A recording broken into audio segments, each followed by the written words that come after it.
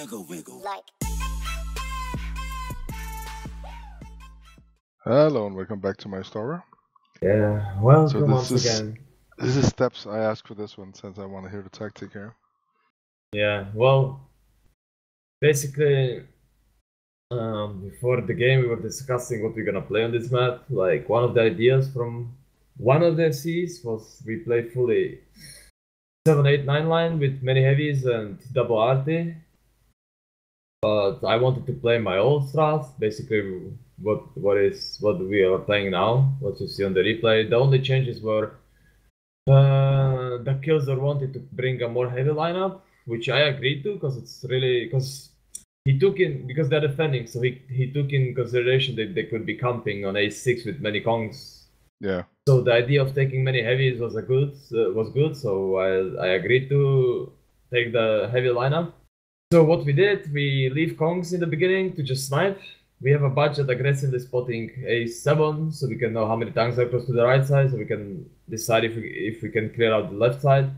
We have I7 with a light, taking the middle, instantly taking I7 in the mid, so we can clear out the mid, and we can keep the rotations all over the C4, B4 positions. Then the I7 after we clear out mid. And we start clearing out the left side, basically, because we've spotted tanks on A7 and we knew they were playing A7. Yeah. The next our move was to get the I7 on B4, get the STRV to cover from K0, and the Super Kongs to play on F8 after we take the left side. Basically, if by doing that, they cannot counter push the 9-8 line, 8-9 line. And the Kongs are just gonna play cooldown from F8 to any enemy which is gonna approach from there. Mm-hmm. After that, the I7 has to move to D4, so it can spot D4 C4, so it can spot tanks on A5 crossing back to rail, so we can know if they're counter pushing the left side. Even though there was too much pressure and too much fear in this match to make decisions like this, so I guess he didn't go instantly in there. But we had all the info that the tanks are on the right, so we started pushing with the WZs on the left. First we're sending the T100 LT with the Bachat, support of Bachat, so we can chase away their Bachat. We saw he's not running.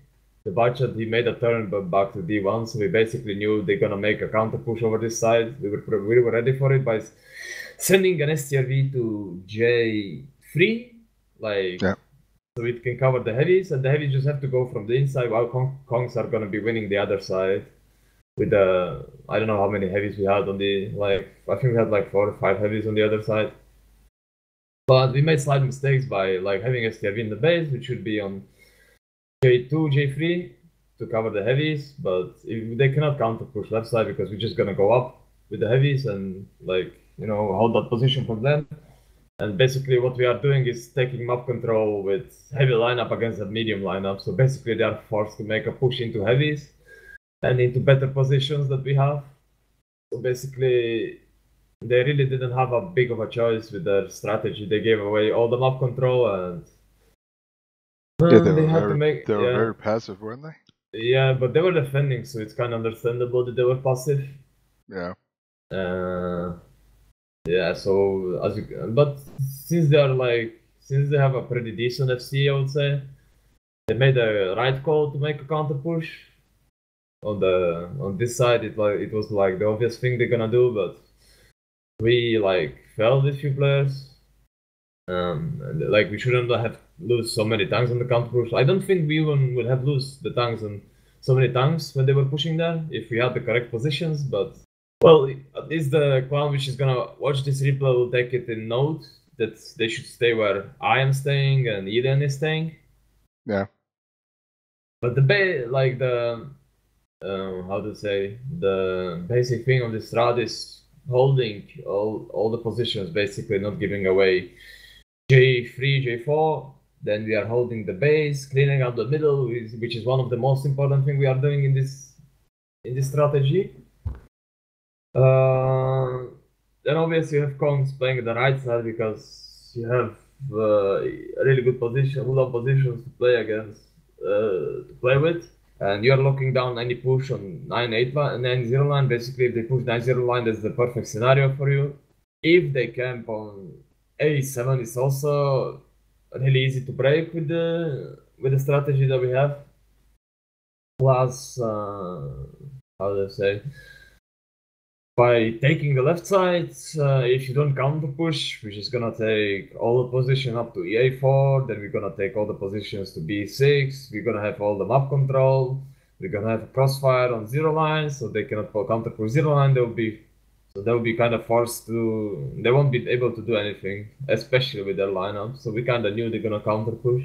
I mean, like, the basic thing about this route is make sure you can hold, make sure you can like not get YOLO rushed one side, be ready for any YOLO rush. Then the next thing is you need to get all the early info. That's why all your lights and bachas have to give aggressive spots. Even though we played with only one bachat, I think we made a mistake in the lineup. Oh yeah, we took a 9 of 7 instead of one bachat, because we have also a bachat normally spotting the left hand side for you. Do you think they made their setup too light for defending? Well, I don't know. Like, I don't know what they really wanted to play with that lineup. I saw they had tanks on B6, B7, and they had medium sniping from the base. Basically, I guess they were hoping we're gonna make some mistakes in the beginning by crossing somewhere. I don't know. Like, what was the idea behind that? Then they just made the most obvious counter push on Earth. Then we were like, we knew it's gonna happen. We took it in kind of like. We knew it before the game, so we kind of explained what heavies have to do when they counter push left and what the STRV has to do. But I mean, like, STRV wasn't on really good positions to take the counter push, but I still think he did a lot of like damage when they pushed, so it was still alright, I guess. But it should not have been that. We should not have lose the trade heavies so badly on the counter on the 1-2.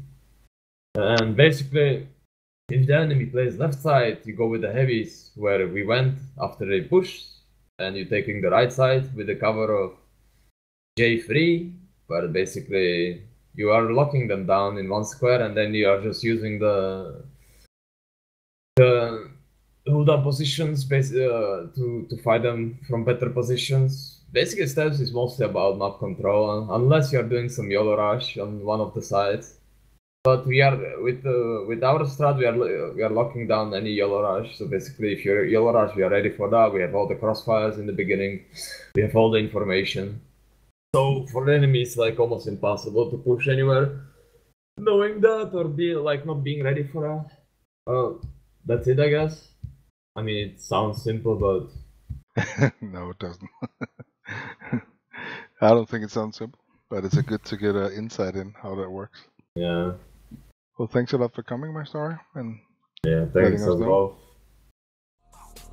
English one or the Russian one, but man pulled up in the German one. 2 4 4s in a 4-door truck. There's one on the right, on the left. There's one. We don't wait for the